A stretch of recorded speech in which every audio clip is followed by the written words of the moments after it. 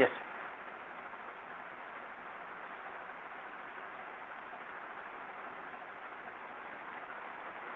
So rest and motion, तो मैंने बताया जैसा, if the position of an object does not change as time passes, it is said to be at rest. If the position of an object changes as time passes, it is said to be in motion. मतलब time के साथ साथ अगर position change करता है तो वो आपको मोशन कहलाएगा, अगर टाइम के साथ साथ पोजीशन नहीं चेंज करता है तो वो रेस्ट में कहलाएगा।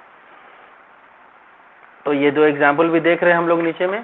फिर फर्दर अगर आगे हम देखते हैं कि मोशन इज रिलेटिव, मोशन क्या है, रिलेटिव। कैसे भाई? While sitting in a moving train, your distances from the walls, roof and floor of the compartment do not change. That is, with respect to the compartment, your position does not change. जैसे आप train में बैठे हो, train जा रही है, तो with respect to the inner wall of the train, और जो रूफ है उसका या फिर उसका फ्लोर है, उसके रेस्पेक्ट में तो आप मोशन में नहीं हो, आपका पोजीशन चेंज नहीं कर रहा है। You are at rest with respect to the compartment, उस कंपार्टमेंट, उस ट्रेन के कंपार्टमेंट के रेस्पेक्ट में अगर देखा जाए तो आप मोशन में नहीं, आप रेस्ट में हैं। But your distance from the platform from which you have boarded the train changes at time pass. लेकिन आपका पोजीशन अगर देखा जाएगा उस प्लेटफॉर्म से जहाँ पर आपने ट्रेन को बोर्ड किया, ट्रेन पे बैठे हैं, और बाकी सब चीज़ों के रेस्पेक्ट में, तो आपका पोजीशन चेंज कर रहा है। So you are moving with respect to the platform. This means that an object can be at rest with respect to one thing and in motion with respect to some other thing at the same time. So ये हम कह सकते हैं कि एक ही object का वो एक मोशन में भी हो सकता है और रेस्ट में भी हो सकता है, depending upon the thing with which we are taking it, किस रिस्पेक्ट में हम उसे ले रहे हैं। So motion is not absolute, it is relative. तो मोशन को हम एग्जैक्टली नहीं कह सकते कि वो एब्सोल्यूट है। ट्रेन में बैठा हुआ बंदा रेस्ट में ही है, ये हम जिद नहीं कर सकते नहीं वो रेस्ट में ही है। तो बात होगी नहीं रेस्ट में, तो बंदा कहे हाँ रेस्ट में, और दूसरा आदमी कहेगा मोशन में, तो कहेंगे हाँ मोशन में। तो बात है कि भाई कैसे रेस्ट में भी मोशन में कैसे? तो क्योंकि जो ये मोशन है ये एब्सोल्यूट नहीं है, ये रिलेटिव है with respect to the inner compartment, inner floor of the train, with the seat of the train, वो आपको रेस्ट में है, क्योंकि वो ना वो मूव कर रहा है ना ये मूव कर रहा है। But with respect to the other things outside the train, वो जो बाहर का पेड़ पौधा है, बाहर के जो बागात हैं, या फिर बाहर का हाईवे है, या बाहर के प्लेटफॉर्म है, उसके रेस्पेक्ट में उसका पोजीशन चेंज कर रहा है, इसलिए वो मोशन में। तो आप लोग समझ गए मोशन क्या है, एक्चुअली रिलेटिव है। मोशन रिलेटिव है, रिलेटिव का मतलब क्या है ये आप लोग समझ रहे हो ना?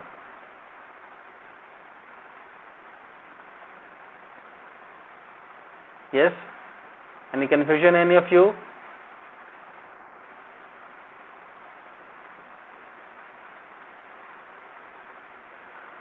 This one is H.C. Verma Babu, H.C. Verma. तो सबको समझ में आया कि मोशन रिलेटिव कैसे है, रिलेटिव क्या होता है और मोशन कैसे रिलेटिव है? इसमें कोई कंफ्यूजन?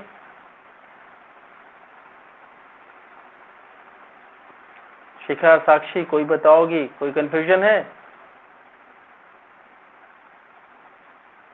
ओके, चलिए आगे बढ़ते हैं। Is the platform at rest और is it moving with respect to the compartment? क्या जो प्लेटफॉर्म है वो रेस्ट में है या वो कंपार्टमेंट के रिस्पेक्ट में मोशन में? The distance of the platform from the compartment is changing at the time passes, so the platform is moving with respect to the compartment, also the compartment is moving with respect to the platform. तो यहाँ पर देखा जाएगा तो compartment जो platform है, compartment जो है वो प्लेटफॉर्म के रेस्पेक्ट में मूव कर रहा है, तो ट्रेन आपको मोशन में है with respect to the platform. Suppose two trains are moving on parallel tracks in the same direction, both have started together and are both moving equally fast. Condition देखिए यहाँ पर, दो ट्रेन पैरेलल ट्रैक से run कर रहा है, same direction में run कर रहा है, और दोनों सेम टाइम में स्टार्ट किया है, और दोनों की स्पीड भी सेम है। The distance of a person A sitting in the first train from another person B sitting in the other train does not change, so A is at respect with respect to B. यहाँ पर बहुत ही typical situation है। Typical situation ये है कि एक बंदा है, एक बंदा ए है, ठीक है, वो ए दूसरे ट्रेन में बैठा हुआ है, इस डायरेक्शन में जा रहा है, ऐसे स्पीड से जा रहा है, बी सेम डायरेक्शन में जा रहा है, वो भी ऐसे स्पीड से जा रहा है ट्रेन के साथ, ठीक है, दोनों का डायरेक्शन सेम है, दोनों की स्पीड सेम है, दोनों सेम टाइम में, सपोज कर लो 9 AM दोनों लीव किया है, ठीक है, तो स्पीड सेम है, डायरेक्शन सेम है, टाइम सेम है, ठीक है, पैरेलल ट्रैक्स है, ट्रैक्स भी क्या है, पैरेलल है। तो इस केस में क्या हो जाएगा, दोनों का कहा जाएगा कि ए और बी एक दूसरे के रेस्पेक्ट में रेस्ट में है, बी भी मोशन में है और ए भी मोशन में है, बट फिर भी अगर एक दूसरे के रेस्पेक्ट में हम देखेंगे तो वो दोनों क्या है, रेस्ट में है। क्यों भाई, क्योंकि दोनों की ट्रेन सेम डायरेक्शन में जा रही है, सेम स्पीड से जा रही है, पैरेलल ट्रैक्स पर रन कर रही है, सेम टाइम में खुली है, इसलिए कहा जाएगा कि दोनों रेस्पेक्ट में with respect to each other. So A is at rest with respect to B, similarly B is at rest with respect to A. Both are moving with respect to the platform, but they are at rest with respect to each other. और अगर दोनों को platform के respect में दोनों का लेंगे, platform के रेस्पेक्ट में अगर लेते हैं तो दोनों क्या है, दोनों मोशन में, ठीक है। अब हम लोग देखेंगे किसी भी पार्टिकल का position along a straight line, किसी स्ट्रेट लाइन में पार्टिकल का पोजीशन किस तरह से हम लोग डिसाइड करते हैं। तो to describe the position of a particle at a given time, we have to specify its distance from the origin and whether it is in the position positive direction or in the negative direction as seen from the origin. देखिए आप लोगों ने पढ़ा होगा number line, अगर इसे हम लोग ओरिजिन मानते हैं तो इस तरफ हम लोग पॉजिटिव लेते हैं और इस तरफ हम लोग नेगेटिव लेते हैं, इसे O origin,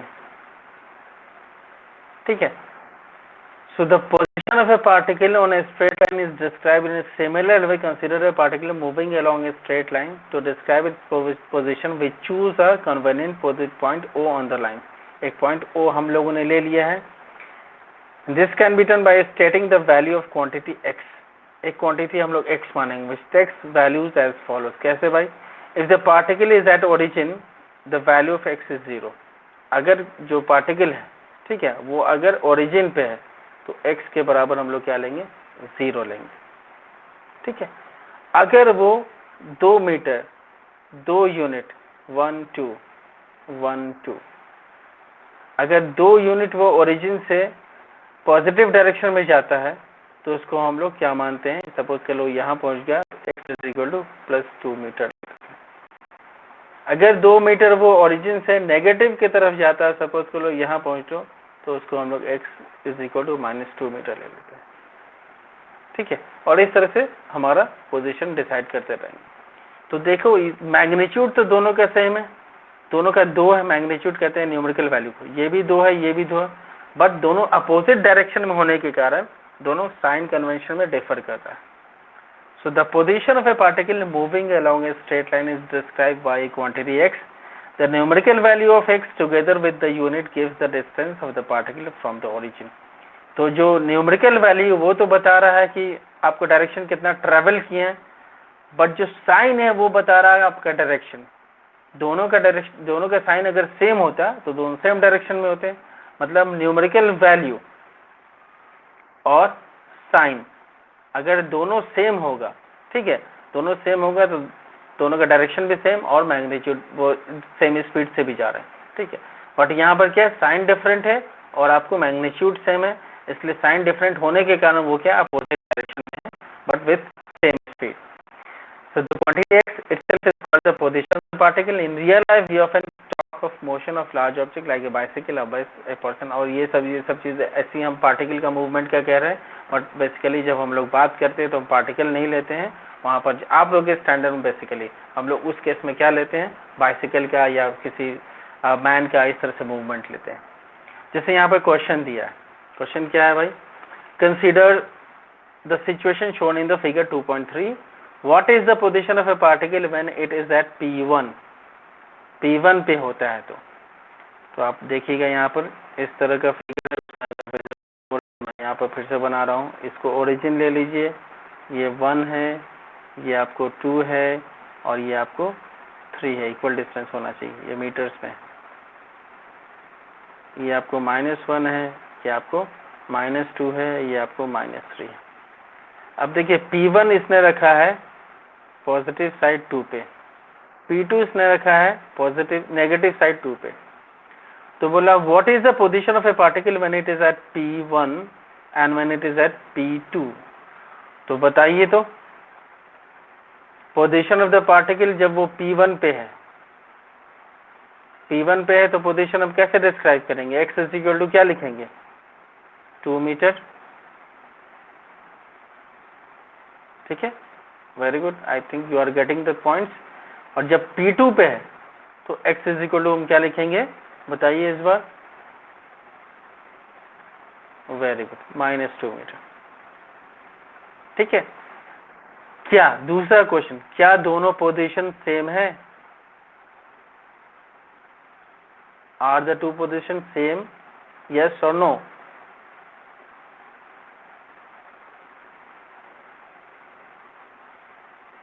Yes or no? No, the two positions are not the same.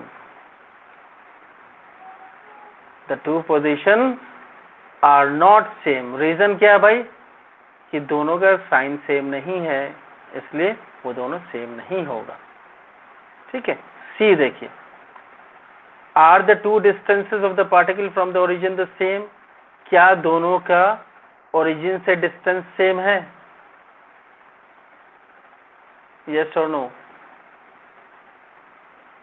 Yes, yes, definitely. Yes, they are both at a same distance from the origin. Negative positive यहाँ पर मायने नहीं रखता। ठीक है, यहाँ पर सिर्फ हम लोग क्वांटिटी देखेंगे कि ओरिजिन से दोनों का सेम डिस्टेंस है, सेम क्वांटिटी है, इसलिए वो सेम। चलिए, यहाँ तक हम लोग को समझ में आया कि किस तरह से पोजीशन ऑफ पार्टिकल हम लोग किसी स्ट्रेट लाइन में डिसाइड करते हैं। अब हम लोग देखेंगे डिस्टेंस और डिस्प्लेसमेंट क्या होता है। What is distance and what is displacement?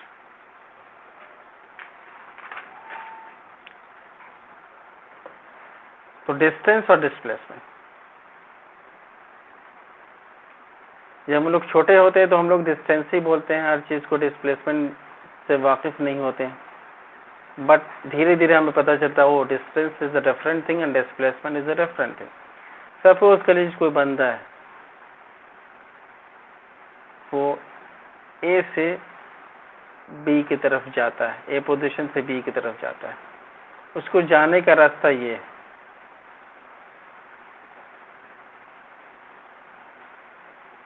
ऐसे जाएगा, अगर ए से बी उसे जाना है, अगर उसे जाना है तो बाई रोड, तो ए बी सी डी, पहले वो ए से स्मॉल ए तक जाएगा, फिर ए से small B C D, then आपको फाइनली बी पे पहुंचेगा।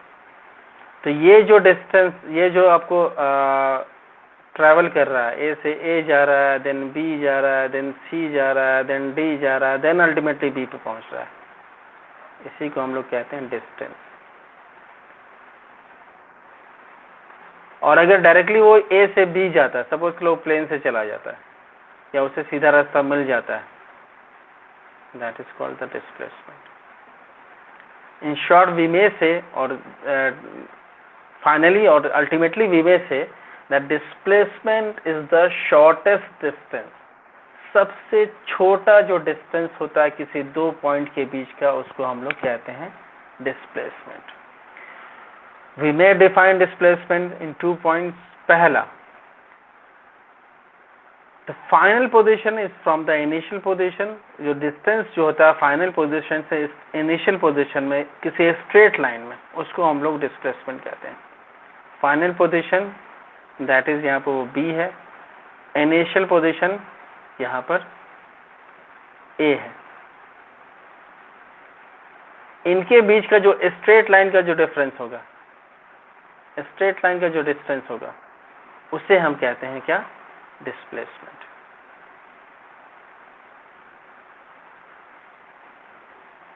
And the direction in which the final position is seen from the initial position. और दूसरी चीज ये है कि डिस्टेंस के लिए ये तो मैग्नीट्यूड हो गया, ये जो डिस्टेंस हुआ तो मैग्नीट्यूड हो गया। डिस्प्लेसमेंट के लिए आपको डायरेक्शन होना भी ज़रूरी है।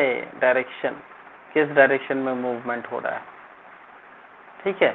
अगर आप कन्वेंशन लेते हो इस केस में तो नॉर्थ साउथ ईस्ट वेस्ट, तो ईस्ट से सॉरी वेस्ट से ईस्ट की तरफ जा रहा है, तो डिस्प्लेसमेंट पे एक एक्स्ट्रा चीज़ हो जाता है, वो है डायरेक्शन। डिस्प्लेसमेंट में डायरेक्शन होना मस्ट है, ठीक है। तो ये थी displacement has magnitude as well as direction. हम कह सकते हैं displacement has magnitude as well as direction, ठीक है। और इसका कुछ और एग्जाम्पल हम ले सकते हैं, जैसे कोई ऐसी चीज़ है, कोई भाई साहब है, यहाँ से ऐसा कर्व गया है, ठीक है, ये एक रास्ता है, वो यहाँ से यहाँ जा रहे हैं, और एक भाई साहब ऐसे जा रहे हैं। अब बताइए तो इसमें, आप लोग बताइए तो इसमें डिस्प्लेसमेंट कौन होगा, ये स्ट्रेट लाइन वाला ए बी होगा या फिर ए से बी ऐसे जो कर्व वाला ये होगा, कौन सा होगा? वेरी गुड, स्ट्रेट लाइन जो ए से बी है वो आपको डिस्प्लेसमेंट है,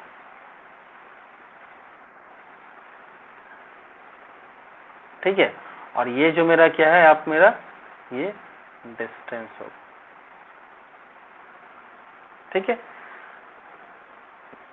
और डिस्प्लेसमेंट जैसा मैंने बताया कि दो चीज़ों पे डिपेंड करता है, आपको डायरेक्शन पे, मैग्नीट्यूड पे। अगर मैग्नीट्यूड चेंज करता है तब भी मेरा डिस्प्लेसमेंट चेंज करेगा, और डायरेक्शन चेंज करता है विदाउट चेंजिंग द मैग्नीट्यूड तब भी मेरा डिस्प्लेसमेंट चेंज करेगा। हाँ, एक और चीज़ इसमें बता दूं, डिस्प्लेसमेंट का बहुत सारा केस होता है। अगर ये है, सपोज करो कोई बंदा है, यहाँ से स्टार्ट किया,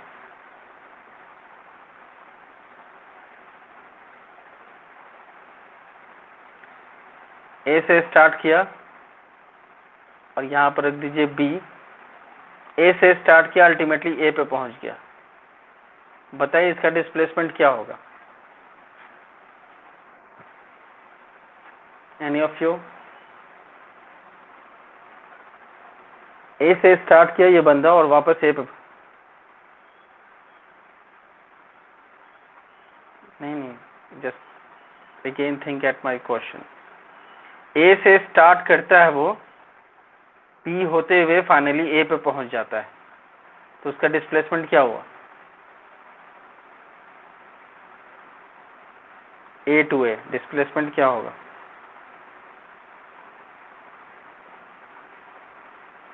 एनी ऑफ यू कोई बताएगा?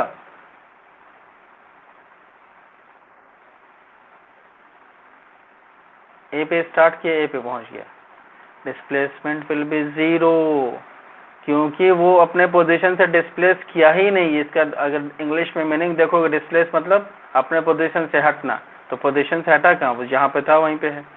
ये जो मूवमेंट करके वापस आ गया ना, तो इसका पोजीशन चेंज नहीं किया, इसलिए डिस्प्लेसमेंट जीरो होगा। और शिखा ने जैसा भी जवाब दिया है कि सर वो ए बी स्ट्रेट लाइन, वो कब होगा? जब ए से स्टार्ट करेगा और ये सर्कुलर पोर्शन में सर्कमफ्रेंस पे होते हुए बी पे पहुंचेगा। उस केस में दो चीजें होंगी, पहला डिस्टेंस जो होगा, अगर यहाँ पर मैं सी लिखता हूँ तो डिस्टेंस जो होगा वो ए सी बी होगा, ये होगा डिस्टेंस। और डिस्प्लेसमेंट जो होगा that will be the straight line A B, और वो क्या होगा? डायमीटर। क्या होगा? वो डायमीटर के बराबर है ना, तो डिस्प्लेसमेंट डायमीटर होगा। इज इट ओके शिखा, समझ में आया? हाँ, तो वो क्या बोलता है, जब हाफ सर्कमफ्रेंस को आप कवर करते हो उस केस में जो आपका डिस्प्लेसमेंट होता है वो डायमीटर के बराबर होता है, जबकि डिस्टेंस जो होगा वो आपका हाफ सर्कमफ्रेंस के बराबर होगा। तो हाफ सर्कमफ्रेंस के बराबर जो डिस्टेंस क्या हो जाएगा आपको? पाई आर होगा ना, क्योंकि 2 पाई आर आपको टोटल सर्कमफ्रेंस होता है, तो आपको हाफ सर्कमफ्रेंस क्या होगा? पाई आर होगा। क्लियर है? क्लियर है? Okay okay fine. चलो जी, अब यहाँ पे एक क्वेश्चन आता है, इसमें किसी को कोई प्रॉब्लम है? इसमें थोड़ा हाई फाई हो गया है, अगर तो आपको लोगों को लग रहा है तो प्लीज मुझसे पूछिए। 2-3 सेकंड का मैं टाइम दे रहा हूँ। कोई प्रॉब्लम है अभी तक इसमें जो मैंने डिस्कस किया है? Okay okay. Ayush Ranjan, okay चलो ओके, आगे हम लोग बढ़ते हैं। फिर यहाँ पे एक क्वेश्चन है। क्वेश्चन ये, a man leaves his house at 5:30 AM। एक आदमी अपने घर को 5:30 बजे सुबह में छोड़ता है। अभी तो नहीं छोड़ सकता, अभी तो लॉकडाउन लगा दिया, 7 बजे से पहले नहीं निकल पाएगा।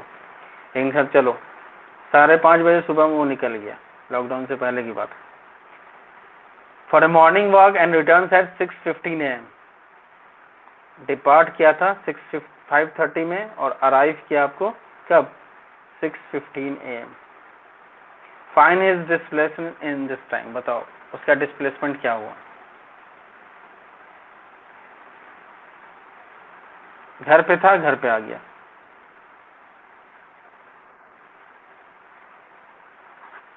जीरो। Any doubt? जीरो। सही है, जीरो होगा, क्योंकि वो बंदा का डिस्प्लेसमेंट हुआ ही नहीं, वो तो घर पे था, घर पे वापस आ गया ना। उससे थोड़ा भी पहले अगर हम देखेंगे तो हमें डिस्टेंस नापना पड़ेगा कि हाँ कहाँ पे कितनी दूरी तय कर रहा है। बट 5:30 से लेकर 6:15 तक उसने कोई काम नहीं किया। अगर फिजिक्स के टर्म में देखा जाए जो 5:30 से लेकर 6:15 तक उसने वो जहाँ पे था वहीं पे आ गया, दैट मीन्स उसका डिस्प्लेसमेंट कुछ नहीं हुआ, जीरो डिस्प्लेसमेंट। ठीक है, so the position of the man at 6:15 AM is the same as his position at 5:30 AM, so the distance of the final position from the initial position is 0। क्यों है भाई? कि final position जो है उसमें से अगर इनिशियल पोजीशन को हम लोग माइनस करेंगे तो हमें 0 मिलेगा, इसलिए हमारा वो डिस्प्लेसमेंट क्या होगा? 0 होगा। क्लियर है? सो फर्दर अब इससे आगे बढ़े या यहीं पर हम लोग ड्रॉप करें, फिर नेक्स्ट क्लास में देखेंगे। ये एक पॉइंट में डिस्कस, अच्छा फ्रेंच रेवोल्यूशन, यस, वो हम लोग देखेंगे। अब नेक्स्ट हम उसे ही देखेंगे। एक और पॉइंट इसमें दिया वो उसको नहीं तो देख ही लेते हैं, displacement in straight line motion.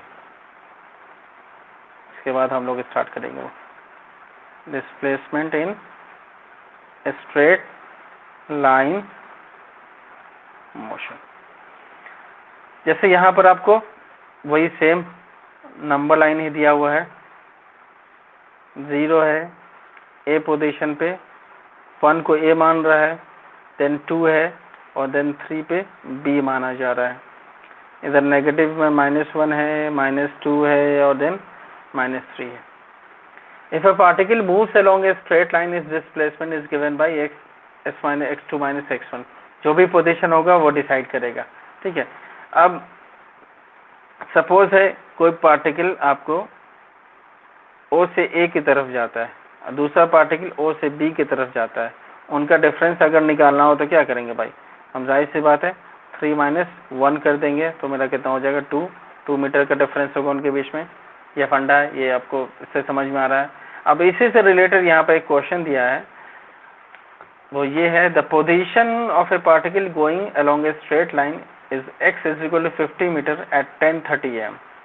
Straight line पे जा रहा है वो बंदा। अभी मैंने सर्कुलर का भी बात कर दिया आपको, बट सर्कुलर भी इसमें स्टार्ट नहीं किया, आगे हम लोग देखेंगे।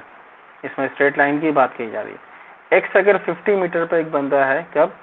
10:30 बजे, 10:30 AM। और फिर x = 55 मीटर पे है एट 10:35 AM, हाँ 10:35 AM। Find the displacement between 10:30 AM 10:35 AM। उसके बीच का डिस्प्लेसमेंट क्या होगा, कैसे निकालेंगे बताइए? ये x1 मान लो, x2 मान लो। हाँ जी ठीक है, 55 metre - 50 metre that is 5 metre. Yes, तो आपको डिस्प्लेसमेंट क्या हो जाएगा? ये सिंपल है, x2 - x1 that is 55 metre - 50 metre that will be equal to 5 metre. ये मेरा डिस्प्लेसमेंट हो जाएगा। चलिए, तो आज इतना ही। हम लोग स्ट्रेट लाइन के देखें, कल हम लोग स्केलर वेक्टर क्वांटिटीज देखेंगे, फिर स्पीड, एवरेज स्पीड देखेंगे, फिर further on speed, non uniform, uniform motion वगैरह, स्पीड वगैरह। So thank you all of you for joining this very class of physics. फिर हम लोग आते हैं नेक्स्ट।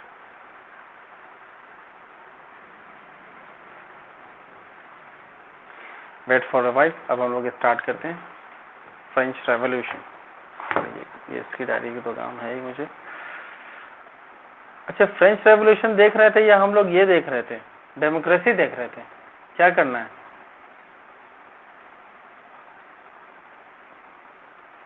डेमोक्रेसी देख रहे थे ना, तो क्या करना है? डेमोक्रेसी भी कंटिन्यू नहीं करना है।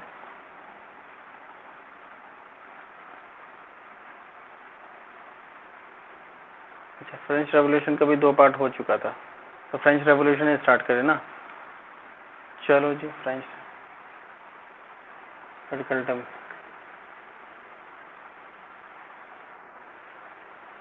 नोट्स मतलब मुझसे बोल रहे हो या तुम बोल रहे हो कि तुम नहीं बनाओगे? मैं बना के दे दूं?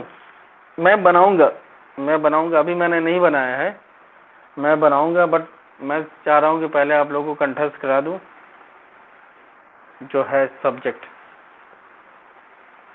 हाँ, वही मैं जानना चाह रहा था कि जैसा बताइए, आप लोग अगर नोट्स कर पाओगे तो ठीक है, नहीं तो मैं कोशिश करूंगा बाबू, मुझसे जितना हो पाएगा। अगर मुझसे टाइम मिलता है तो मैं नोट्स भी कर दूंगा, दैट्स नॉट एन इशू, वो हो जाएगा।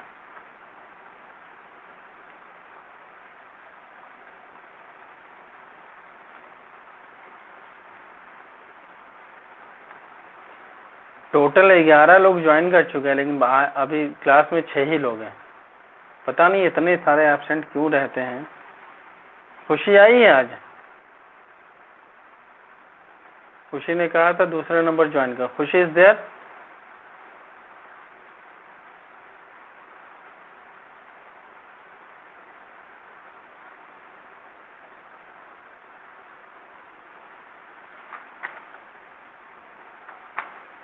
नहीं बाबू, फ्रेंच रेवोल्यूशन पढ़ा रहे हैं, आप ही के क्लासमेट का डिमांड है, तो फ्रेंच रेवोल्यूशन अभी हम लोग देख लेना, फिर इसको 1-2 रोज देखने के बाद या कल फिर डेमोक्रेसी देख लेंगे। दोनों साइड बाय साइड चलेगा, ठीक है? आज कितनी तारीख है? 6 मई।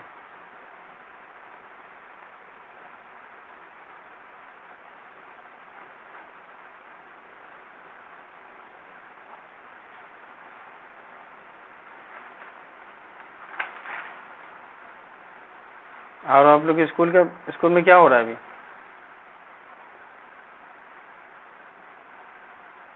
क्लास नहीं कर रही हो?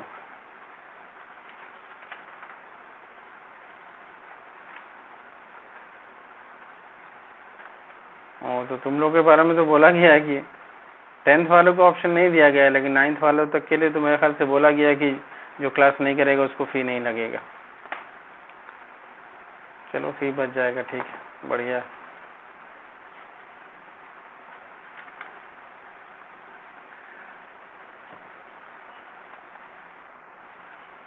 नहीं, वो भी सही है, नहीं वो भी सही, पैसा भी तो बच रहा है, वो भी तो बढ़िया है ना। अगर 10th में होते तो क्लास करवाते किसी तरह, क्योंकि मुद्रा तो लेता ही ना भाई। तो मुद्रा जब ले गई तो क्यों नहीं हम बोलेंगे भाई क्लास प्रॉपर्ली करवाइए, क्यों नहीं करवाएंगे आप? 10th वालों के पास तो बेचारे के पास कोई ऑप्शन नहीं है। कहाँ तक देखा था हम लोगों ने फ्रेंच रेवोल्यूशन में? इंटेलेक्चुअल कॉजेज हो गया था ना।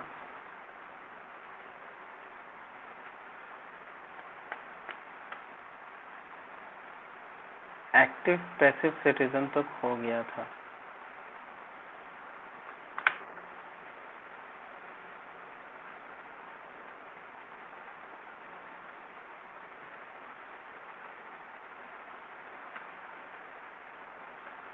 पेज नंबर एनसीईआरटी में कौन सा होगा भाई? शिखा, पता है पेज नंबर एनसीईआरटी में कौन सा होगा?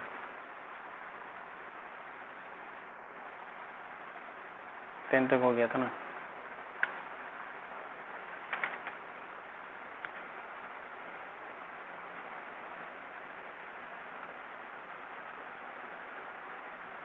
फॉल ऑफ द बैस्टिल पढ़ा दिए थे।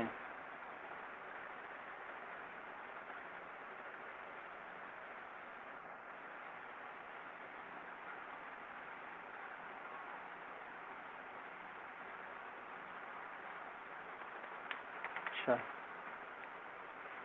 France becomes a constitutional monarchy. Okay okay okay,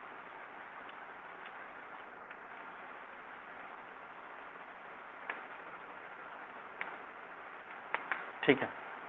France becomes a constitutional monarchy हो गया था, मतलब next topic is declaration of the rights of man and citizen.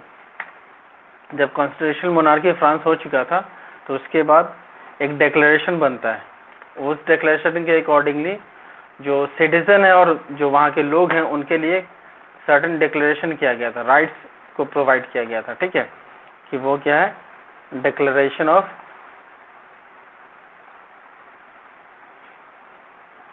The rights of man and citizen.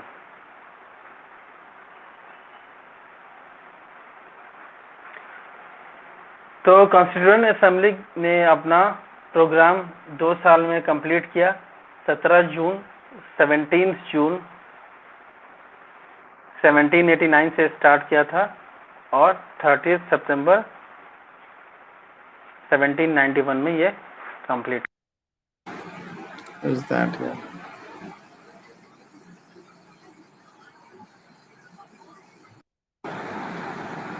Are you there? Are you getting my voice? मेरी आवाज जा रही है आप लोगों को?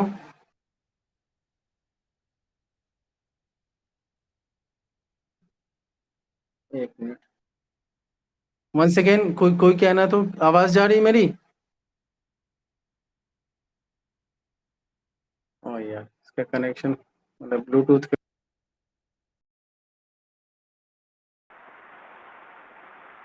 तो after France becomes the constitutional monarchy, वहां पर क्या हुआ आपको, वहां पर आया declaration of the rights of man and citizen. इसको करने में ऑलमोस्ट 2 साल लगा था, 2 साल, ठीक है। Declaration of rights of man and citizen में इट वॉज जो स्टार्ट हुआ था इसमें 17 जून 1789 से, अल्टीमेटली कहाँ तक कब कंप्लीट हुआ ये, 30 सितंबर 1791। So the Declaration of Rights and Man and Citizen of August 1789 declared, ये क्या बताता था भाई, इसमें क्या क्या थे?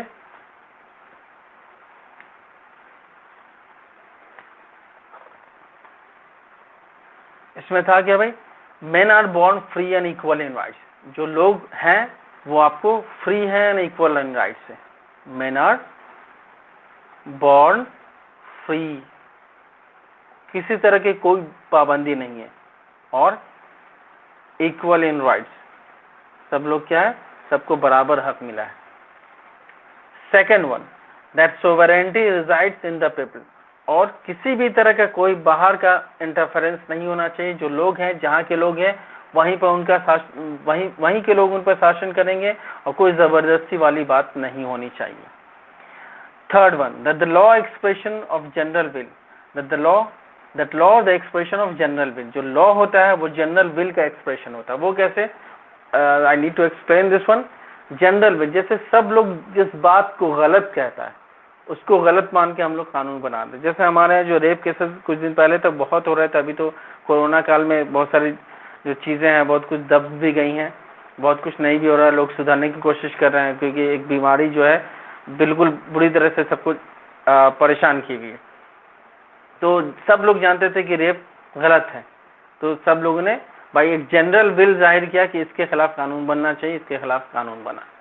तो जो चीज को पब्लिक गलत मानती है, एक जनरल कंसेप्ट है, एक जनरल विल है, तो उन्होंने उसको कानून बनाना है। यही लॉ होता है। लॉ क्या होता है, जिसको सब गलत समझता है उसके खिलाफ में लॉ बनता है, और जिसको सब सही समझता है उसको राइट बनाया जाता है, उसका अधिकार बनता है, नहीं ये हमें मिलना चाहिए, तो उसका अधिकार हो जाता है। So third one is that law the expression of general will. Fourth, no man can be accused, arrested or detained except in case determined by the law. और किसी भी इंसान को बिना लॉ के डिटरमाइन किए हुए कि ये गलत है उसको ना डिटेन करना है ना अरेस्ट करना है। तो पहले बता दिया कि भाई लॉ क्या है, general expression of the will, ठीक है, जो जनरल विल जो उसका एक्सप्रेशन।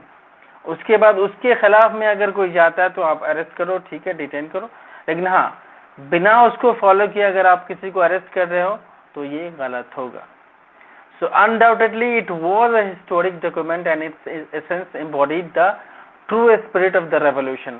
और ये सब जो चीजें थी ये बखूबी डिस्क्राइब करती थी रेवोल्यूशन को। It swept away the principle of ancient regime and laid the foundation of a new order in the country। और इस तरह से एक एंशिएंट regime को इसने खत्म किया था, एक नया फाउंडेशन रखा था, नया ऑर्डर रखा था कंट्री में। Thus the Constituent Assembly abolished feudalism, serfdom, privileges of the elite। और इस तरह से अल्टीमेटली कॉन्स्टिट्यूएंट असेंबली का जो फॉर्मेशन हुआ उसने क्या क्या हटाया भाई?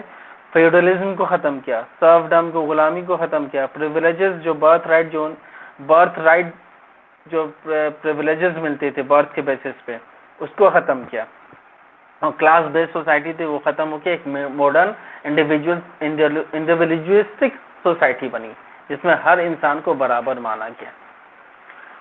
And then the point is that France becomes a republic ultimately। जाहिर सी बात है कॉन्स्टिट्यूशनल मोनार्की हुआ उसके बाद अब क्या होता है, फ्रांस एक रिपब्लिक हो जाता है। रिपब्लिक किसे कहते हैं? जिसका कॉन्स्टिट्यूशन रिटन हो, या कॉन्स्टिट्यूशन हो रिटन या अनरिटन फॉर्म में व्हाटएवर। और वो कॉन्स्टिट्यूशन कब आपको एग्जिस्टेंस है, कब वो फॉर्म किया? It was in 1791। It replaced the absolute monarchy by limited monarchy. पहले क्या था? Absolute monarchy. देखो यहाँ पर डिफरेंस समझो, एब्सोल्यूट मोनार्की और लिमिटेड मोनार्की में फर्क क्या है? एब्सोल्यूट कहते हैं जिसका फिक्स्ड हो कि भाई ये बंदा जो डिसीजन लेगा वो मोनार्की डिसीजन लेगा, उसके अलावा किसी का कोई इंटरफेरेंस नहीं होगा, वो चाहेगा तो होगा नहीं तो नहीं होगा। तो एब्सोल्यूट मोनार्की मतलब होता है कि जो भी मर्जी होगी वो सिर्फ और सिर्फ मोनार्की ही की मर्जी होगी, जो कुछ भी होगा that will be decided by the monarch, और उसके खिलाफ में उसके अलावा कोई भी डिसीजन नहीं ले सकता। Limited monarchy, when you put obstruction, when you put limitation on the power of the monarch, जब आप बादशाह के पावर पे लिमिटेशन लगा देते हो कि you need to go by the constitution, आपको कॉन्स्टिट्यूशन के अकॉर्डिंगली जाना है, तो आपने क्या किया? मोनार्क को लिमिटेड कर दिया। तो इस तरह के मोनार्की को हम लोग कहते हैं लिमिटेड मोनार्की। और ये कब हुआ था? जब फ्रांस में कॉन्स्टिट्यूशन आ गया था, तो वो जो मोनार्क हुआ कॉन्स्टिट्यूशनल मोनार्की हो गया, उसी को हम लोग लिमिटेड मोनार्की भी कहते हैं। So all officials including the bishops were to be elected। Some of the affected clergymen and nobles were approved to engineer attacks on France। और इवन की जो चर्च के जो लोग होते थे उनको भी चुना जाएगा, पब्लिक चुनेगी। ऐसा नहीं कि हाँ भाई उनके बेटे बनते जाएंगे, ऐसा कुछ नहीं है। जिसमें बहुत सारे जो आपको नोबेल्स थे और बहुत सारे जो चर्च के लोग थे वो वहां से निकल गए, फ्रांस से बाहर चले गए और जाके बाहर प्लानिंग करने लगे किस तरह से फ्रांस पर हमला करें, क्योंकि उन्हें ये पसंद नहीं था। उन्हें फ्रांस की जो अभी की सिचुएशन था, अभी जो हुकूमत थी वो पसंद नहीं कर रहे थे। वो लोग धीरे से वहां से शिफ्ट कर लिए, बाहर चले गए और फ्रांस के खिलाफ षड्यंत्र रचने के लिए कि फ्रांस को किस तरह से वापस से मोनार्की में लाएं। Though Louis XVI had signed the constitution, he was conspiring with foreign powers to put down the revolution। और यहाँ पर ल्यूइस 16 में बात मान लिया था, क्योंकि देखा कि यार यहाँ पर तो मैक्सिमम लोग सपोर्ट कर रहे हैं कॉन्स्टिट्यूशन मोनार्की को, तो यहाँ पर मेरी चलेगी नहीं। अगर हम इस बात पर जिद अड़े रहे तो अल्टीमेटली मेरा हश्र बुरा होगा, तो वो मजबूरी में मान लेता है, मान तो लेता है, बट कहीं ना कहीं उसके दिमाग में चलता रहता है कॉन्स्पिरेसी कि वो फॉरेन पावर्स के साथ मिलके चाहता है कि इस रेवोल्यूशन को खत्म करें। He entered into secret negotiation with the king of Prussia। In fact, the rulers of the neighboring countries were much worried regarding the development taking place in the France। वो क्या कहता है? प्रूशिया के राजा के साथ चुपचाप से नेगोशिएशन कर लेता है कि यहाँ के जो कॉन्स्टिट्यूशन जो फ्रांस में है इसको खत्म करना है, आप हमारा साथ दीजिए। और इनफैक्ट प्रूशिया ही नहीं, आसपास के जितने भी देश थे सब परेशान थे, सबको लग रहा था ये क्या हो रहा है यार, ये तो खत्म करना है इसको। तो सब लोग परेशान थे। अगर फ्रांस में आज मोनार्की खत्म हो रहा है तो अल्टीमेटली कहीं ना कहीं हम पे भी बहुत सारा आएगा और हमारा भी मोनार्की खत्म होगी, हमारी बादशाहत खत्म होगी। The ruling houses of the Austria, Prussia, Savoy were afraid of the spread of the ideas of liberty and equality among their subjects। और बाकी सब देशों को भी इस बात का डर लग रहा था कि हमारे भी सब्जेक्ट, जो हमारे भी देशवासी, हमारे भी सब्जेक्ट कहते हैं यहाँ पर प्रजा को, हमारे भी जो प्रजा है वो भी अगर लिबर्टी इक्वलिटी की जाप करने लगी कि हमें भी लिबर्टी चाहिए, हमें भी इक्वलिटी चाहिए, तो हमारा क्या होगा? Hence they made plans to send troops to do away with the events happening in France since the summer of 1789। इसलिए उन लोगों ने अब ट्रूप्स बनाना शुरू किया और फ्रांस पे हमला करने की तैयारी की। क्यों? क्योंकि वो लोग नहीं चाहते थे कि वहां पर कॉन्स्टिट्यूशन आए। They threatened to destroy Paris if any fresh insults were done to the king। और उसने कहा कि लुई 16 पर अगर फर्दर कोई हमला होता है, बाहर के लोगों ने कहा, ये बाहर के राजाओं ने कहा कि लुई 16 पे फर्दर कोई हमला होता है, फर्दर अगर उन पे कोई इंसल्ट होता है, फर्दर अगर उन पे कोई दबाव बनाई जाती है, तो फ्रांस पे हमला कर दिया जाएगा। ये आसपास के राजा महाराजा कह रहे थे। क्यों लुई 16 का सपोर्ट कर रहे थे? क्योंकि लुई 16 उनसे मदद मांग रहा था। लुई 16 की अगर होती है वापसी राजा के तौर पे, तो वो लोग भी सेफ हो जाएंगे और उनके भी लोगों को इस बात का पता चल जाएगा कि फ्रांस में जो भी था शॉर्ट टर्म के था वो खत्म हो गया। ठीक है। It infuriated the masses, consequently the National Assembly voted in April 1792 to declare war against Prussia and Austria। अब ये बात नेशनल असेंबली को जब पता थी तो वो लोग आग बबूला हो गया, अरे ये क्या कर रहा है, ये तो लुई 16 मतलब चुप से हमारे खिलाफ षड्यंत्र रच रहा है, वापस से फ्रांस को मोनार्की में लाने की कोशिश कर रहा है। तो ये लोगों ने क्या किया? प्रूशिया और ऑस्ट्रिया पर जंग का ऐलान कर दिया। Volunteers in large numbers thronged from the provinces to join the army। They took this war as a war of the people against all European kings and autocracies। और इस तरह से इस जंग को फ्रांस के लोगों ने लिया कि ये हमारी जंग सारे राजाओं के खिलाफ है, जो भी आसपास के राजा या हमारे राजा सबके खिलाफ है। उन सभी को पस्त करना है और हमें जो फ्रांस की जो कॉन्स्टिट्यूशन है उसे बचाए रखना है।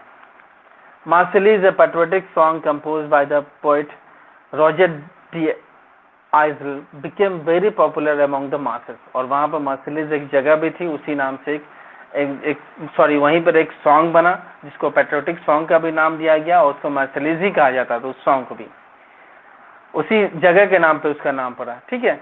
और सब लोग पेरिस की तरफ मूव करने लगे। It's worth mentioning that Marseillaise is now the national anthem of France. और यही मार्सेलीज जो है फ्रांस का नेशनल एंथम भी है। The king and the queen were like prisoners in their own palaces. In June 1791 they managed to get away from Paris in disguise, but before the coach reached the border town of Varenna, they were caught by the mob। They were brought back to Paris as captives and traitors। फिर क्या होता है? वो लोग वहां से जो king होते हैं अब वहां से भागने की कोशिश करते हैं। जब वहां के जो आम पब्लिक उनके खिलाफ जब जंग की घोषणा कर देते हैं तो वो लोग वहां से भागने की कोशिश करते हैं, समहाउ बॉर्डर तक पहुंच जाते हैं। लेकिन वहां पर भी मॉब जो लोगों की भीड़ वहां पर पहुंच जाती है, उन्हें वापस पेरिस में लाती है और देशद्रोही के नाम पर उन्हें, देशद्रोह के मामले में उन्हें पकड़ लिया जाता है। देन क्या था? यस,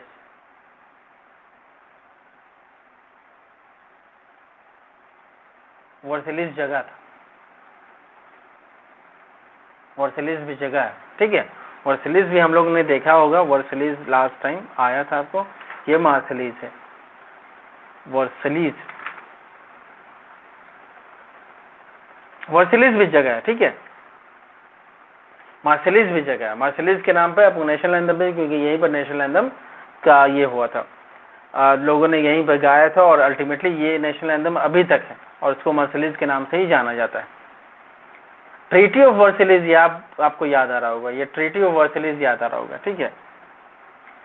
खैर, तो national convention which was elected, Versailles में ट्रीटी साइन हुई थी, उसी को ट्रीटी ऑफ वर्सेलिस के नाम से कहा जाता है। ये इसके बारे में हम लोग डिस्कशन शायद कर चुके हैं या करेंगे, देख लेंगे फ्यूचर, अगर नहीं आया होगा अब तक तो।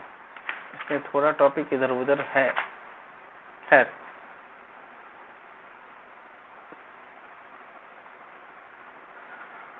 The national convention which was elected to form a new constitution for the country started its work on September 21, 1792। और इस तरह से नेशनल कन्वेंशन ने क्या किया? एक कॉन्स्टिट्यूशन का एस्टैब्लिशमेंट किया जिसने अपना काम करना शुरू कर दिया था सितंबर 21, 1792 से ही। The convention declared the abolition of monarchy और फाइनली मोनार्क को पूरी तरह खत्म कर दिया गया। अभी हम लोग ने चैप्टर के स्टार्टिंग में कहा था कि मोनार्क एब्सोल्यूट मोनार्की से लिमिटेड मोनार्की हो गया था। बट अब क्या हो गया, देखा कि मोनार्क जब षड्यंत्र रचने लगा तो लोगों ने जंग की तैयारी की, अल्टीमेटली मोनार्क को पकड़ा गया ट्रेटर के तौर पे और मोनार्की को खत्म ही कर दिया गया, मोनार्की को खत्म कर दिया गया, मतलब वो उस सिस्टम को, राजा महाराजा वाले सिस्टम को खत्म कर दिया गया और फ्रांस को एक रिपब्लिक घोषित कर दिया गया ऑन सितंबर 22, 1792। और अल्टीमेटली एम्पायर जो लुइस 16 थे उनको भी सेडिशन के मतलब देशद्रोही के मामले में ट्रायल लगी उनकी, इसमें कोर्ट में ट्रायल हुआ। अल्टीमेटली जनवरी 21, 1793 में उनको फांसी हुआ और फिर बाद में उनकी वाइफ को भी फांसी मिल गया, लुइस 16 और लुइस, पहले तो मोनार्की, दोनों मोनार्क और मोनार्क की वाइफ को भी फांसी दे दिया गया। इस तरह से आपको राजा से, मोनार्क से फ्रांस को आजादी मिली। अब यहाँ पे आता है दूसरा दौर, जैकोबिन्स क्लब का, गिरोंडिस्ट का, और इसमें हम लोग देखेंगे फिर मैक्सिमिलियन रॉबेस्पियर का। मैक्सिमिलियन रॉबेस्पियर की हुकूमत आती है जो कि बहुत ही चैलेंजिंग होता है, शुरुआत में लोग बहुत उम्मीद लगाते हैं, अल्टीमेटली फिर क्या होता है ये हम लोग देखेंगे। तो Jacobins and the Girondist, the administration in France remained in the hands of the National Convention during the period 1792 and October 1793। जो फ्रांस का जो एडमिनिस्ट्रेशन था वो नेशनल कन्वेंशन के हाथ में था 1792 से लेके 1793 तक, एक साल तक, ठीक है। और ये इलेक्टेड बॉडी भी था, लोगों के द्वारा जरिए चुना गया था। However it was dominated by two groups और पार्टीज, हालांकि जो इसमें पार्टी थी वो बेसिकली दो पार्टी थी, एक गिरोंडिस्ट थी और एक जैकोबिन्स थी, गिरोंडिस्ट और Jacobins. I need to write these things.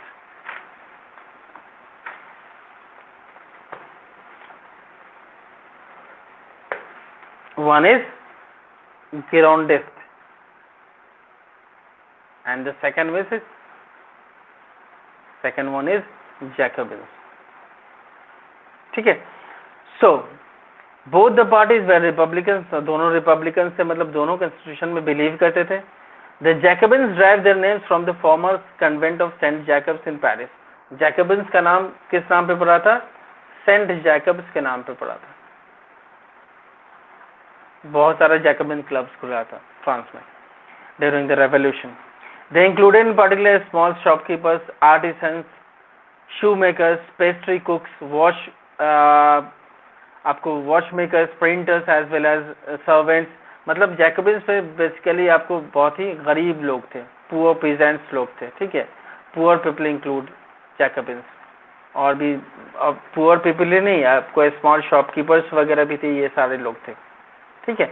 छोटे मोटे लोग जैकोबिन्स को बिलोंग करते थे। Thus they belong mainly to the less prosperous section of the society. तो बेसिकली हम लोग कह सकते हैं ये less prosperous section of the society से बिलोंग करते थे, लेस प्रोस्पेरस से, ठीक है। Maximilien Robespierre was the leader, और इनका लीडर कौन था? Maximilien Robespierre.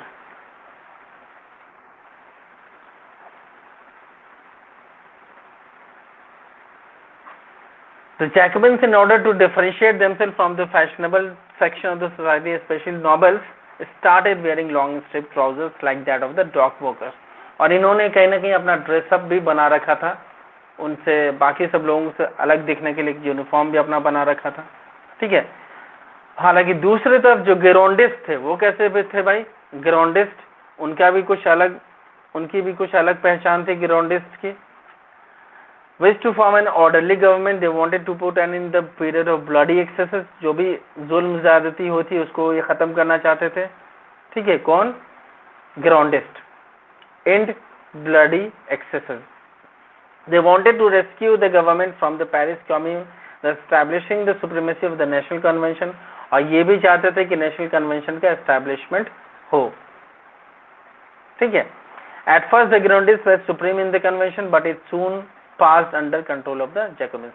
शुरुआत में गिरोंडिस्ट मेजोरिटी में थे, बट अल्टीमेटली देखा जैसा हम लोगों ने कि इतने सारे लोग आपको जैकोबिन्स में हैं कि अल्टीमेटली जो पावरफुल लोग हो गए कन्वेंशन में वो किनका हो गया? जैकोबिन्स का हो गया। जैकोबिन्स की मेजोरिटी आपको वहां पर धीरे धीरे साबित होने लगी। कहाँ? नेशनल कन्वेंशन में। तो जैसा मैंने अभी बताया, नेशनल कन्वेंशन में दो पार्टी थी, जैकोबिन्स थे, गिरोंडिस्ट थे। ग्राउंडिस बहुत ही ज़्यादा पॉपुलर थी, उसमें मैक्सिमम लोग उसको ज्वाइन किए हुए थे ग्राउंडिस। हालांकि ग्राउंडिस जो थे वो आपको कहीं ना कहीं सोसाइटी को साफ सुथरा रखने की कोशिश कर रहे थे, बहुत सारे लोग इससे जुड़े हुए नहीं थे। अल्टीमेटली जो मेजोरिटी है वो आपको जैकोबिन्स में, सॉरी इसमें नेशनल कन्वेंशन में जैकोबिन्स की ही होती है। अब हम लोग नेक्स्ट डे देखेंगे how the rain of terror gone through, किस तरह से रेन ऑफ टेरर होता है और किस तरह से उसमें मैक्सिमिलियन रॉबेस्पियर का रोल होता है। बाकी सब लोग जो मैक्सिमिलियन रॉबेस्पियर के जो फ्रेंड्स वगैरह होते हैं किस तरह से उसे समझाने की कोशिश करते हैं और अल्टीमेटली उसका हश्र क्या होता है मैक्सिमिलियन रॉबेस्पियर का, और फ्रांस फिर किस नए मोड़ पे पहुंचता है।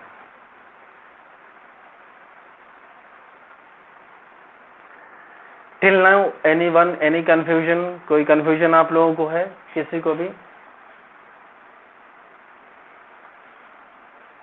डॉक वर्कर जो बंदरगाह पे काम करते हैं, जो शिप यार्ड जो होता है जहाँ पर शिप वगैरह रुकती है, डॉक यार्ड हम लोगों ने इसमें भी पढ़ा था लेक वैलेशा के केस में, पोलैंड के केस में पढ़ा था ना। डॉक यार्ड की एक लेडी थी, उसको हटा दिया गया था, याद है? रिमेम्बर? और बताइए और कुछ? हाँ हाँ, क्रेन ऑपरेटर है, क्रेन ऑपरेटर थे। और रिवाइज किया था आप लोगों ने कल मैंने जो पढ़ाया था? अच्छा, कल मैंने तो डेमोक्रेसी पढ़ाई थी, खैर ये भी तो पहले पढ़ाई थी, पहले आप लोगों ने इसको रिवाइज किया था? हाँ गुड, रिवीजन जरूर कीजिएगा बाबू, रिवीजन कीजिएगा तभी समझ में आएगा कि क्या आप एक्चुअली में व्हाट आर यू गेनिंग, आप लोग क्या आप लोग का हासिल हो रहा है। और उसको रिवाइज कीजिए, जो भी होता है, जो भी प्रॉब्लम होता है जस्ट आस्क मी। ये मैं लास्ट में थोड़ा पहले मैं लीव करता हूँ, रीज़न ये होता है कि मैं चाहता हूँ कि आप लोग को लास्ट डे का जो भी कन्फ्यूजन हो वो क्लियर, मतलब वो आप पूछें, नहीं तो बस मैं पढ़ाता चलूँ तो इससे जो सॉल्यूशन नहीं होगा, ठीक है। और वो सॉल्यूशन कैसे होगा? जब आप सेल्फ स्टडी करोगे, आपको प्रॉब्लम मिलेगा, दोबारा प्रॉब्लम मिलना है, वो मिलेगा तब आप हमसे पूछोगे, then it will be finalised, ठीक है। चलो और कोई question regarding this very chapter French Revolution में? यस, प्रोस्पेरिटी मतलब जो रिच है, जिसके पास पैसा, धन दौलत, खुशहाल सब हो, खुशहाल भी हो पैसा भी हो। तो होता है ना, हम लोग बर्थडे में विश करते हैं, may God give you a happy and prosperous life. और बताइए।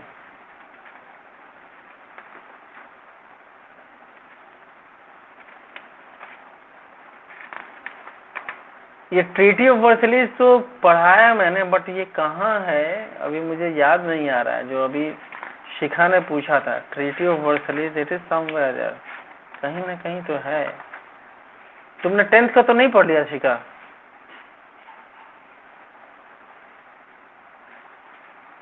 ट्रीटी ऑफ वर्सलिस इसमें देख नहीं रहा है, होना तो चाहिए। ट्रीटी ऑफ वर्सलिस बेसिकली है, एक ट्रीटी है।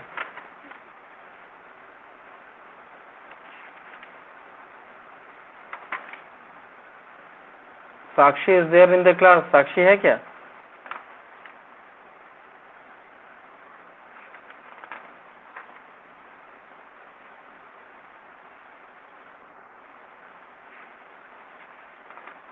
अच्छा अच्छा अच्छा,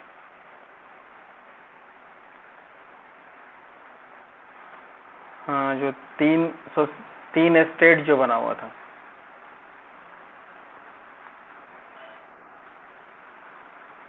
पता नहीं इसमें तो मुझे दिख, हाँ yes yes yes. The angry members assembled on June 20, 1799 in the hall of an indoor tennis court in the grounds of the Versailles। जगह है ना वर्सिलीज पे, इन लोग सब लोग जमा हुए। yes. He delivered impressive speeches to the crowds assembled at Versailles। वहाँ पर बहुत सारे लोग जमा हुए, फिर वहाँ पर जो लीडर्स थे वहाँ पर उन लोगों ने भाषण दिया वर्सिलीज में। ट्रीटी ऑफ वर्सिलीज 10th में भी है वैसे, इसलिए मुझे ट्रीटी ऑफ वर्सिलीज याद है। खैर वैसे वर्सिलीज हो गया, मर्सिलीज हो गया, दोनों जगह ही है, लेकिन मर्सिलीज आपको नेशनल एंथम में भी है। चलिए और कोई question, any of you?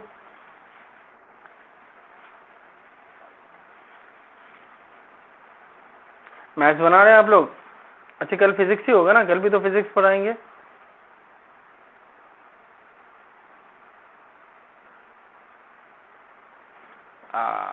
Maths का क्वेश्चन बता देंगे दूसरे दिन, ठीक है बाबू। देखो पढ़ाते हैं तो आर एस अग्रवाल से, बट क्वेश्चन आपको एनसीईआरटी का भी होगा, जिस चैप्टर का जिसका पढ़ा रहे होंगे उसका पहले आर एस अग्रवाल बनाने के बाद एनसीईआरटी का भी क्वेश्चन देखेंगे, ठीक है। मैथ्स ऐसा करेंगे ना बाबू, शिखा, कल फिजिक्स स्टार्ट करने से पहले पहले मैथ्स का क्वेश्चन देख लेंगे हम लोग, या फिर क्लास रैप अप कर थोड़ा देख लेंगे, और उन इन बिटवीन द क्लास देख लेंगे। फिजिक्स का क्लास जब खत्म करेंगे तो सोशल साइंस स्टार्ट करने से पहले मैथ्स देख लेंगे, ठीक है, ओके। देखो अब गूगल मीट पे क्लास का जो ये है ना, मुझे एग्जैक्टली समझ में नहीं आता कौन बच्चा है कौन नहीं। यहाँ पे मुझे जैसे किस बच्चे ने कितने कितने देर क्लास किया, मुझे यहाँ पे सारा असेसमेंट है, ठीक है। तो मैं रिमाइंड भी करता रहता हूँ बच्चों को कि प्लीज आप लोग पूरा, जैसे एग्जैक्टली परसेंटेज में शो करता है 70%, 78%, इस तरह से। तो मुझे पता होना चाहिए किसने कितना देर क्लास किया।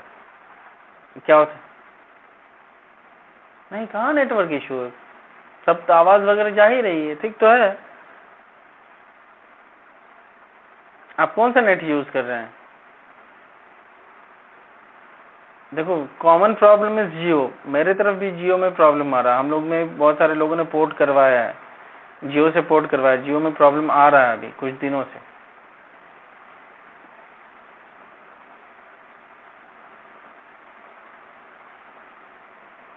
अच्छा तो और बहुत कम लोग बोल रहे हैं, शिखा बोल रही जैसे उसकी आवाज आ रही है कभी कभी, तो मेरी आवाज आ रही है ना, सफिशिएंट है, मैं पढ़ा रहा हूँ, मैं मेरी आवाज आनी चाहिए। नेटवर्क देख लीजिएगा। हाँ बोलिए, हाँ शिखा।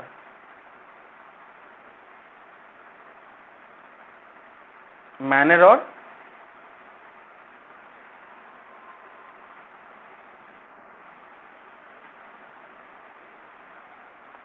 फिर से बोलना, CHATEAU।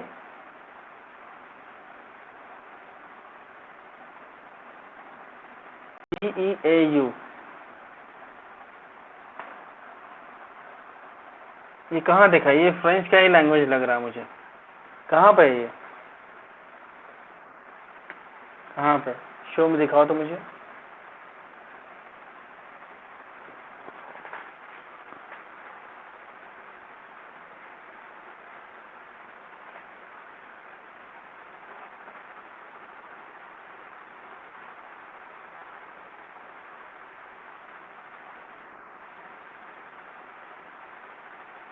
अच्छा, अटैक चैटिक्स,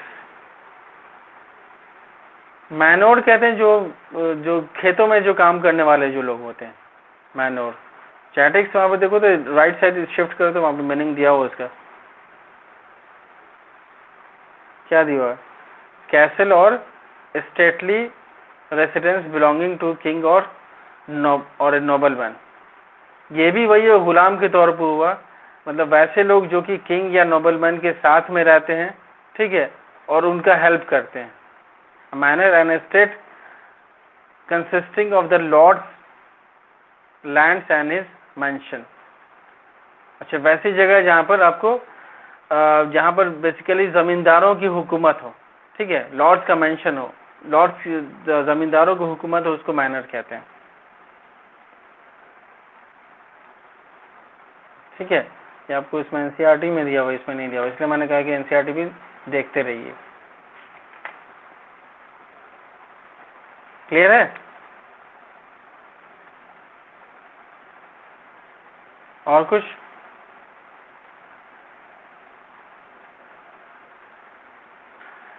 चलिए ठीक है, तो फिर हम लोग नेक्स्ट डे मिलते हैं विथ फिजिक्स क्लासेस और social science as well.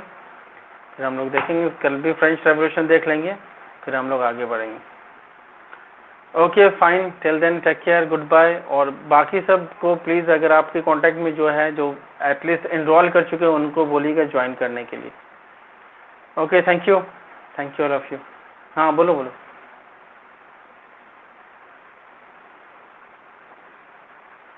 Google meet पे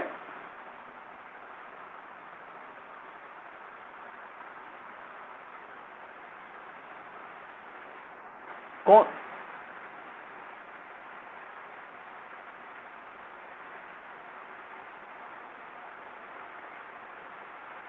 तब बताओ, जियो के यहाँ पर भी लोग सब हैं। मेरे एरिया में हो रहा था तो मुझे लगा कि कहीं उधर उस तरफ भी हो रहा होगा। ठीक है बाबू आयुष, एक बार बोलो क्लास करके देखने के लिए, प्रॉब्लम नहीं होगा। आई डोंट थिंक होने वाला है। डेमोन्स्ट्रेशन में तो आए थे सब लोग, तो क्लास तो बढ़िया हुआ था, कहाँ कुछ प्रॉब्लम हुआ था। आशुतोष तिवारी वगैरह था।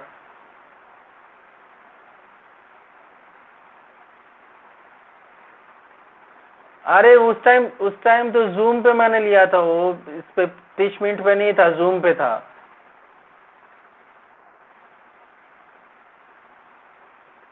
अरे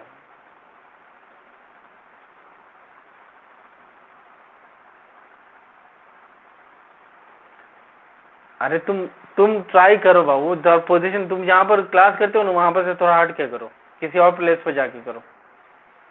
मैंने जो पढ़ाया वो सब तुमको सुनाई दिया ना। अच्छा, कभी तो ये रिकॉर्डिंग भी हो रहा है, मैं रिकॉर्डिंग भी ग्रुप में भेज दूंगा। ठीक है, ये रिकॉर्डिंग जो हो रहा है ना, रिकॉर्डिंग भी मैं ग्रुप में भेज दूंगा, तो उसको रिपीट हो जाएगा आपके लिए। ठीक है, और अपने दोस्तों को बोलिए कि उसका जो मैंने लिया था वो शायद गूगल मीट पे ही लिया था, उस टाइम तो जूम पे भी हम नहीं ले रहे थे। जो आशुतोष तिवारी, हाँ यस, आशुतोष तिवारी वगैरह का जो हुआ था गूगल मीट पे मैंने लिया था, तो 30 मिनट पे।